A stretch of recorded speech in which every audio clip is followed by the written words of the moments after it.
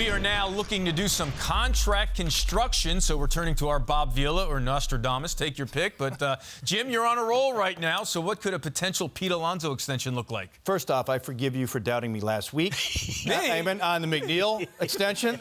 It was Eamon McNeil that... Now you're a typical player, just finding everyone who I've been going around you, right? the whole office finding those doubters. You were one of them. But I'm going to give this another shot because we tried this a couple weeks ago. We're going to dust it off. And just looking at the numbers a little bit more, I think that Pete, when you look at some of the numbers that are out there, and he's already in the books now this year for, what, $15 million, I think, on arbitration. So we're looking at next year and in his free agent years. I think a number like what I'm suggesting here, 8 years at $240 million. It's up a little bit from what I suggested a couple weeks ago, about $30 million more. But it's north of Freddie Freeman, who right now was signed as a free agent last year. Olsen signed just before him when they traded him to Atlanta.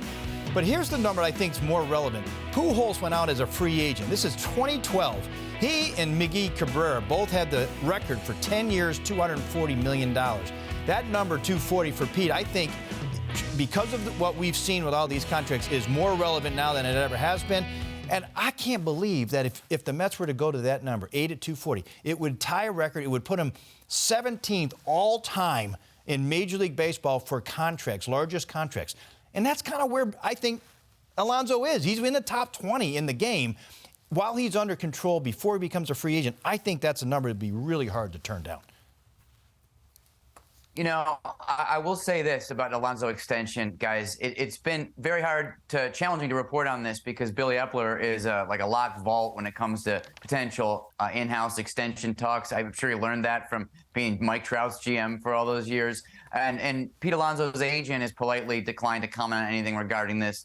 So there's not a ton of information out there, but I will say that I would be extremely surprised if anything happened anytime soon before the season, as in like there was maybe a hope among Mets fans that after McNeil got done, that okay, good, on to Alonso, and that the Mets and Alonso we're gonna get something done also in this time frame before spring training or before the season, and it really just does not feel like the tea leaves are there for that to happen. So whether or not he hits that number, and I'm certainly never gonna doubt Jim Duquette number again, I think that feels to me like an issue for a year from now or more, just not something that's following the McNeil news.